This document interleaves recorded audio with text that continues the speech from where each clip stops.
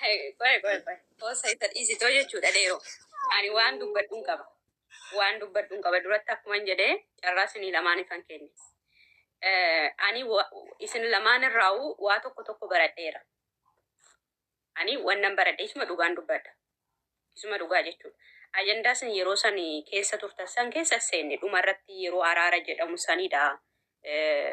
Abbootii wajjin kanan argame malee yeroo jalqabaaf hin turre garuu sirraayis waa tokko baradheera. Isin lamaan irraa waa tokko baradheera. Dheeressa irraa kanan baradhe tokko namni tokko jaalate taanaan boolla kamuu seenuu akka danda'u dheeressa irraa baradheera. Itoophiyaa dhaqee haga Dubaay dhufutti jireenya isaa achi dhiisee dhiirummaan isaa isa osoo hin daangessin akka daa'imaatitti imimmaan isaa dhangalaasaa Dubaay keessatti rakkate. Indammoo hundi keenya argineerra miidiyaa irratti. Yeroodhaaf yaa'u diraamadha jennee anis yaa'u diraamadha jedhee gatii yaadeef qubna gara alussarkum. ብዙ ጊዜ አጀንዳውን akkasii kana dafee itti seenuun hubadhee axxaarree hin beeka innuyyuu gara imootiin keessaan bilbilee fi sira wanti kun diraamadha moo dhugaadha moo jedhee gaafachaan hin ture jechuudha. Inni dhiirummaan isaa osoo isa hin daangessin warreen wanti kana maalan godha.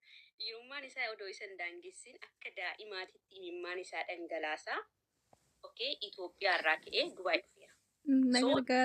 Jaalate taanaan isa jaalate saniif boolla lituu akka inni danda'u isarraa baradheera. Isuma dhugaa jechuudha. Kanammoo hundi keenyadha. Maaliif jibbaaf miti mucaan kun Dubaay kan dhufe. Waan jaalateef bakkuma ishiin jirtu sanan deema jedhee carraa argateen dhufeeyyuummoo akka inni yaade ta'uufii didee baay'ee miidhamee baay'ee nan deebi'a jedhee na deebisaa jedhee waan baay'ee ta'e bo'aa ture jechuudha. Inni kun ingidee miirri dhiirummaa isaa oduutti hin dhaga'amin akka daa'imaatti of kennee kanarraa baradheera. Seenarraa kanan baradhe immoo isuma dhugaa dubartoonni sirriitti na dhaggeeffadha. Keessattuu warri seenaa arrabsitan. Warri akka waan ishiin dheeressaa waan diddeef qofa hamtuu gootanii ani yaa hin dubbadhu malee wantootan taajjabu baay'een qaba. Akka hamtuu gootanii komantiidhaanis maaliidhaanis jettanii an arrabsitan keessattuu dubartoonni hubadha. Seenarraa wanti barannu ani akka dhuunfaa kootitti wanti ani baradhe tokko jiraate namni tokko siin jaaladha jedhee waan sitti maraateef qofa jaalachuu akkaatiin qabne. Inni tamirree allooni. Miknyaatuun micayyoon tun miira jaalalaa isaaf hin qabdu. Obbolummaa waliin qabdi turte. Itti dhiyaattellee waliin haasoftuu, waliin yaa taphattuu. Garuummoo kana keessatti immoo inni ishii jaalateera. Inni ishii waan jaalateef qofa, inni waan ba'ee maraateef qofa, inni waan ba'ee u'uu jedheef qofa ishiin tole jechuu akka hin qabne yookiin immoo of kennuu akka hin qabne dubartiin tokko ishirraa baradheera. Isuma dhugaa jechuudha. Isuma dhugaa ani kana baradheera jechuudha. So nutis namni tokko sin jaaladha waan nuun jedheef yookiin inni waan na jaalateef ofii kiyyaa miira jaalalaa isaaf hin qabu taanaan inni waan na jaalateef waan na maraateef waan of fanniseef ishi jedhee jaalala sana akkanarraa of fudhanne baradheera. Tokkoffaa safuu. Akka aadaa keenyattis akka Oromoottis dubarri safuu kan eegdu keessaa dhiirota caalaa dubartoota irratti safuun kan mul'atu. Yaa bara kana miidiyaan akka hin taane goggodhee safuu cabse malee safuu ni jira jechuudha. So sin jaaladha waan jedhamteef qofa dubarri tokko dhiira kamiifiyyuu tole jechuu akka ishiin hin qabne isheerraa baradheeraan jechuudha. Kanaafuu lamaan keessanirraa wanti baratamu ni jira. Qorumsi immoo ni jira. Isin muudateera. Garuu amma furmaanni maalidha? Warroota wanta akkanaa mudate irratti furmaanni isaa maali? Sena.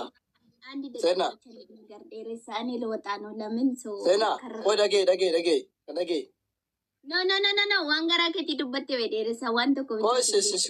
Na dhagee al tokko na dhagee. As na laalitoon dubbadhu. Amma fikirii si qabu. Iji kee namaa walaalaan. Dheeressa sammuu kootiitti wanta itti amane tokko akka raawwachuu danda'u bareechite beekta. Waan ani dhagee. Lammaffaa immoo dheeressa viidiyoo wanta ani postotu tokko hunduu siifi mitishisaru. Jireenya koo keessatti ani dubartiidha. Yeroo ammaa kana immoo dubartii geessu jedhamtudha. Maaliif ruubuun yeedmee naamatti norreello. Jireenya koo ruubii jiraadheen jira. So waan ati qalbeeffattee na dhaggeeffachuu qabdu tokko garagarchoo lafa millee mataa oqedanii waan hunduu siifi miti siif kan posotamee miti tarii jireenya kiyya keessatti namoonni jiraachuu ni danda'anii dhufuu ni danda'anii bahuu ni danda'anii viidiyoon siif hojjedhe viidiyoo tokkicha innis immoo viidiyoo asiif jedhee jedhu san inni sun dhugumarraan jedhe dhugaa na salacheera. Waa'een tiktokii koona seeneessumaa feesbuukii koona seeneessumaa maqaan abbaa koo abbaan koona dhalche darrasaan akka dheeressaatti waamama. Irra deebi'ee immoo warroota waaqayyo nuu kadhachaa jirtan warroonni waaqayyo nuu kadhachaa jirtanii isinaa milkeechuu isinaa deebisu warroonni jettan maqaa waaqayyootiin dhiifama guddaa aniif dheeressaan bakka tokko hin taane sammuu keessanitti kanaan ragaggata. Gini waaqayyo jireenya keessan kana hojjete yeroo san hin taata. Gini immoo akka kiyyaaf akka isaatitti nu gonguma tokko hin taane. Innis soo jireenya qabachuu qabaanis jireenya qabachuun qabaa. Waaqayyo tokko isiniif haa godhu hojjettanii hundi keessanuu maaramii badhaamatti illee abbee koo na cabsitan maaliif waan hin taane tokko. Mee bittaree akka yaada keessanitti hin taa'ettanii tamantanii dheeressa wadafitu gara fuulduraafis viidiyoo waraabu hunduu siifi miti. Yeroo ammaa kana keessatti immoo ande viidiyoo lama gallakkiste takka qalabatti walitti nuyite kiratti qalabatti akkanatti walitti nuyite inni geemii tiktookitii federeessa geemii tiktookitii ani maaliif dheeressaa fiddeedee gaafachuu hin danda'u.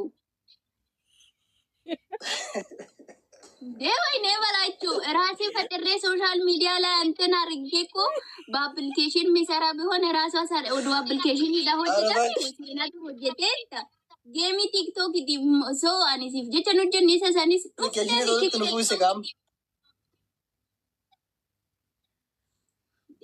amma application itu tunu daga lakki senat walitti side adoko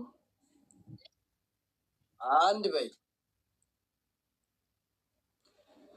amma sariste kanaste sargin keo adu sargi kedi surre sibitumo chamma sibitumo kadage mar sibitu chapistiki sibitumo no man barbado galato me obbolecha ko makuma ke kanai em tiktok ko jalatti si wamne commenti ko jalatti si yanni ummata ke sabasabi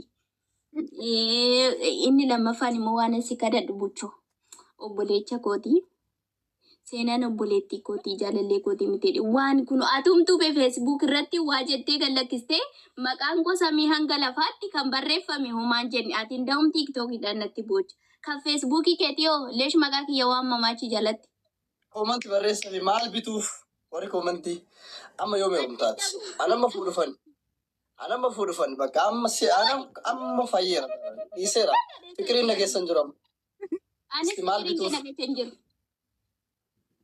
mal sibitu menjalan barreessabi homaa ulfaadha yoo meerumta በነገራችን ላይ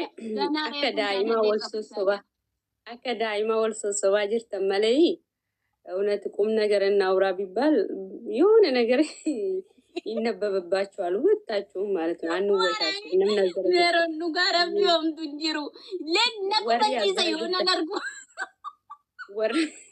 ወራ ዘረጅረን ኩን ረጋዳ መቼም ነብኒ ኩመ ተኮ ቢባኩ ዘረጅራ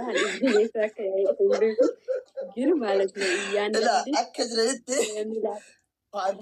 ፓንቲ ቪዲ ጀረብዲ ባንሴና ኑዱ ኩላ ደንዲው አነና ነራታ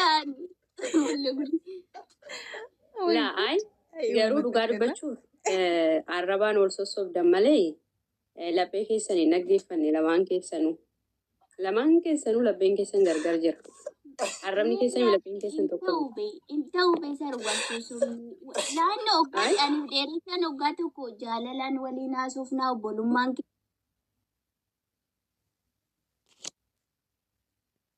ወሶንታን ሲጀመር ጅቡ ሚቲ ጅቢ ከሰይጣናት ጅቢ ከሰቱ ሲንጅዱት እንበርባቹ ጋሩ ኑቲስ እኮ አመደረሳን ጃለነ ሲሲን ጃለን ነምኒ ከሚዩ ቦሉማዳ ወል ጃለታ ኦንላይን ረቶ ወልበረገት ይቴ ገሩ አማ ኦጋሲ ናሶፍተ ፉለ ከሰን ዱብሳን ትሬም ሲል ለማኑ አመላል ሲኒ ናሶፍተ መለ አሁን እንደዚህ እያነበብኳችሁ ነበር እንደዚህ ይታችሁ እያየው ነበርና ሶ ጀቹን እንትን እንጀሪና ያኔ አረባን ኦፊስ የሆነው እንጀሪናቶ Garaa furmaatatti deemaa. Garaa furmaatatti deemaa gossaniin jedhu asumarratti dubbadhaa jechuu kiyya miti baasuu. Yaa'u karaa haasoftanii naasaa haa ta'u karaa furmaatatti deemaa. Yoona bakka ጭላንጭል ነገር ይታየኛል።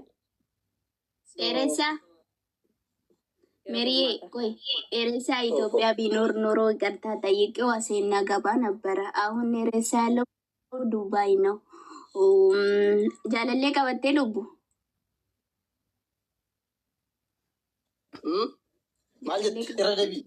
ጃለሌ ባፈቴ ይሱማ ዱጋ ቀልዲ ሚቲ ገብርኤል ይሱማ ዱጋ ዱበድ laalan jira.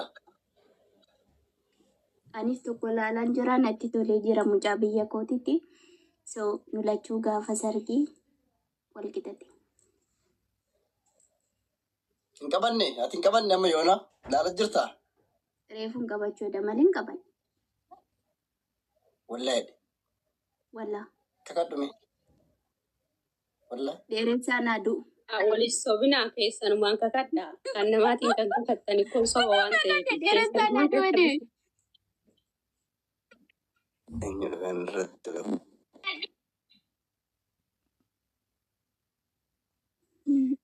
Yaa walis sossobinaa ishii.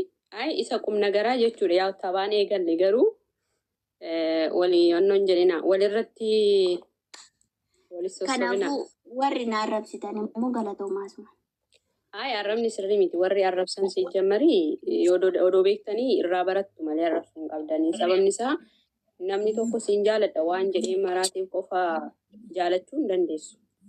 Maaliif ishiinis osoo waliin iyyuu ishee jettee waan inni ishii jaalateef qofa waan isin immoo jaaladhu jettaniif qofa osoo gaa'ela godhattee mucaa kun nama sirratti bilbilee natti sagaleen kee deddeebisaara. Jaalalli isaan lamaan jidduu hin jiru taanaan lamaan isaanii fedha isaanii taanaan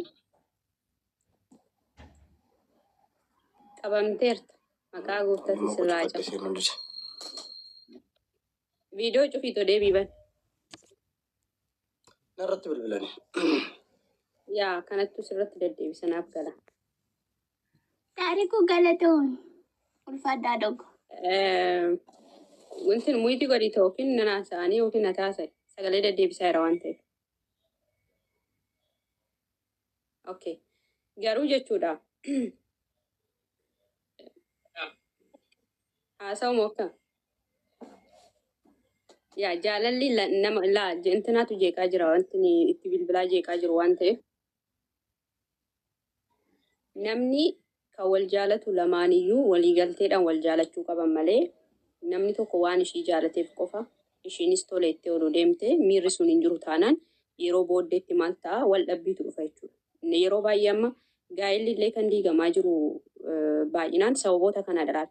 Miiraan ka'anii yeroo muraasaaf miiraan ka'anii wal jaalatu. Miiruma san keessaan immoo dafanii gaa'ela godhatu.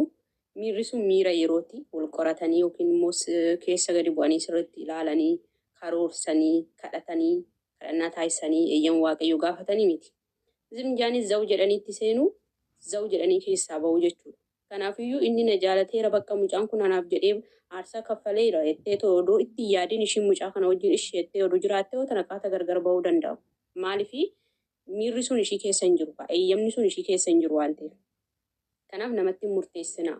Baay'inoo beektan keessattuu shamarroonni kan ishiirraa barattan namni tokko nu jaalatee waan si jaaladhe waan jedhee dubbateef qofa tole jenneetoo yaada sanitti seenuu osoo hin taane qoomma bilan maasab indaallee Anicho boonii gelcho gaaddo.